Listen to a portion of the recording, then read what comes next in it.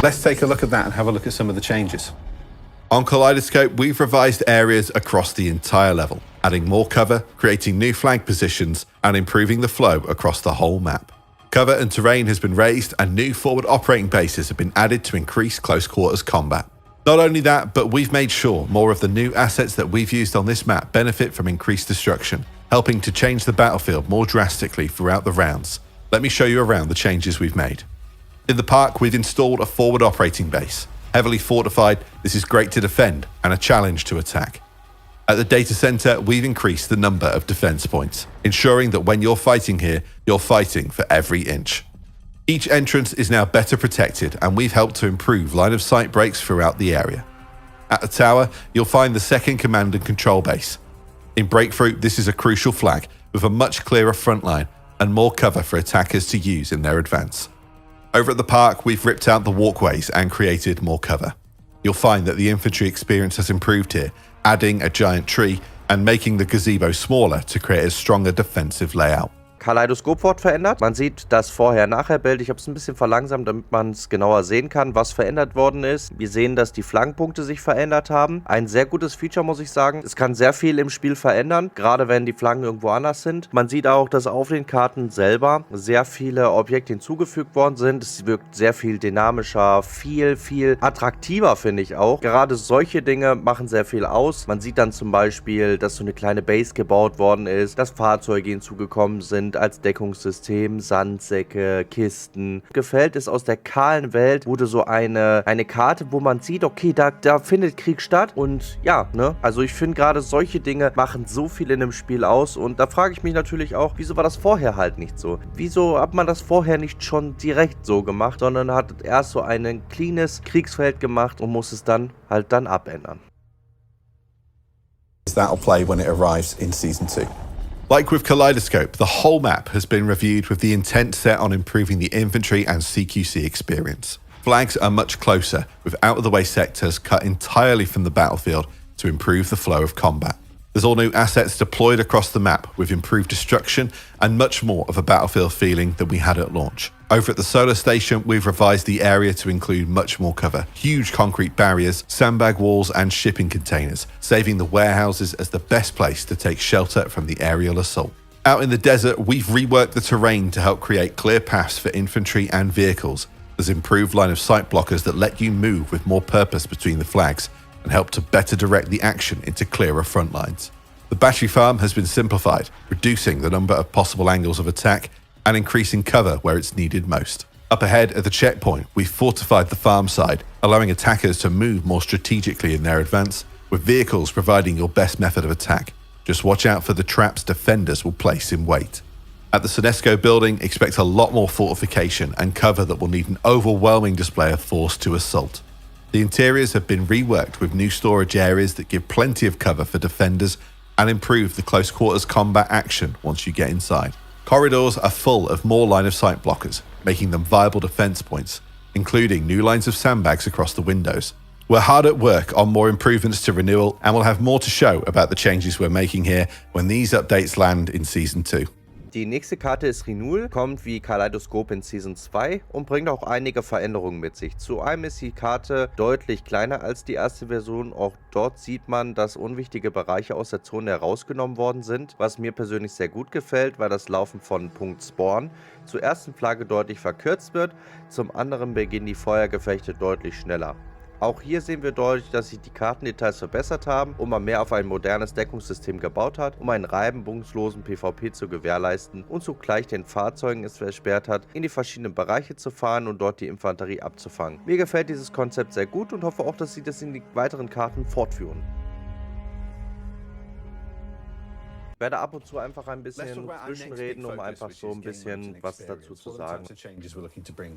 It's two key things. One of them is about, variety and depth of what you play.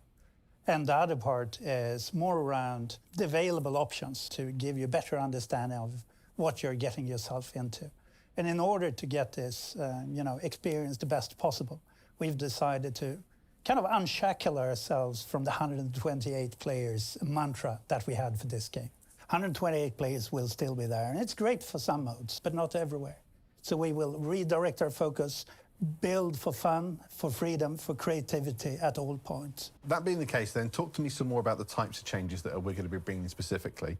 Let's start with all-out warfare and let's talk about conquest. Und zwar reden sie gerade aktuell darüber, dass die Karten zu groß sind und die Lösung ist, dass diese zwar die 128 Spieler bleiben, aber dass die Maps deutlich eingeschränkter werden, um dieses Problem großflächig zu lösen. This might mean that, there will be fewer sectors, we have maybe fewer capture points, but ultimately we want to ensure that your conquest experience have kind of intense combat areas. And above all for me is those times when you feel that you're getting shot at from all directions by the enemy to help you get in control, and we can do this through design. Okay, so if that's going to be conquest, what about breakthrough? What changes are we making here? Ja, in diesem Bereich sagen sie, wird es nur noch 64 Spieler geben, weil sie gemerkt haben, dass dies nicht so gut ins Spielprinzip passt. Was mir persönlich aber sehr gut gefällt, weil es einige Punkte gab, die man dann wirklich nicht gut einnehmen konnte. Und ja, deswegen bin ich froh, dass sie gerade in diesem Bereich einiges verändert haben. To gain a better gameplay experience. Let's focus on fun. Let's focus on capturing what it's all about and enabling our players on the battlefield. We can take all of the knowledge we have in this house when it comes to Battlefield 1, Battlefield 5 in building breakthrough in great ways for 64 players. Hazard Zone, muss ich ganz ehrlich sagen, finde ich sehr traurig, wird es keinen Support mehr geben, ist also gestorben und wird auch für die weiteren Karten keine Erweiterung mehr geben und bedeutet so viel, es wurde zwar so viel um Hazard Zone geredet, aber ja, naja, so wie Firestorm damals ist es einfach gestorben. It means that we can pour our love and resources into the all-out warfare experience where we can focus on additional tools for even more fun.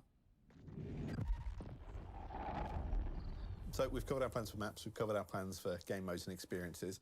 Next we want to talk about core gameplay. There's a lot to unpack here, so do stick with us. Obviously there's a big change and a big area that we want to address today, and that's specialists.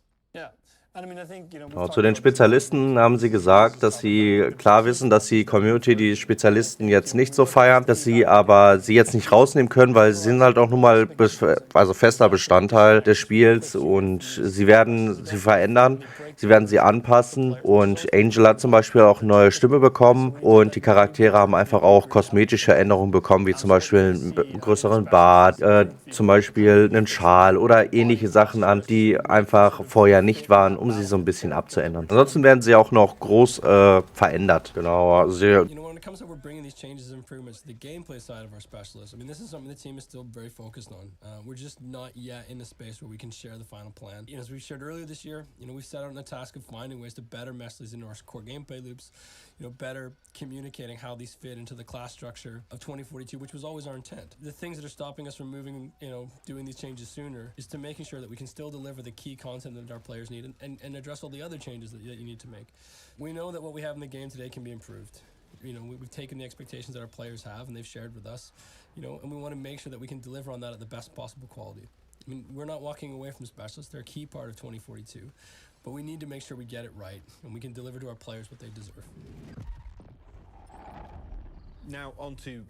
Zum Gunplay haben sie einfach gesagt, dass es noch ein paar Waffen geben wird und dass sie vieles noch ein bisschen anpassen werden. Also das Balancing wird in dieser Richtung halt nochmal verbessert. Definitely. You'll see more vehicles, weapons, gadgets. While this is happening, we'll have a continuous focus on the balance of our weapons across the board. While we do have the plus menu, attachment system, that one definitely helps you to take each weapon and give unique playstyles within it. We have also started an initiative where we are cherry-picking a number of classic weapons from Portal to be able to rework these to be brought into the all-out warfare. So more weapons up to the standards across the board. Weapons, guns. Do I need to say more? But everything he does. Next, we're going to speak about movement and the polishing updates that we're helping to bring to the game here. In July, as part of Season 1, we've got some big updates coming to how our traversal kind of works. So let's take a quick look at that.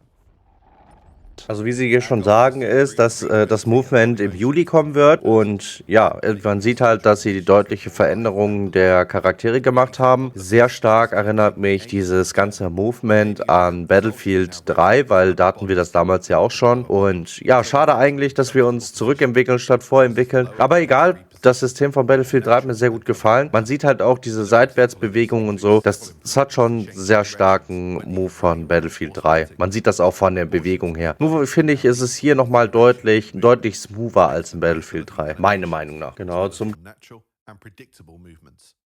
We're looking forward to showing more of what we have in store in the future updates.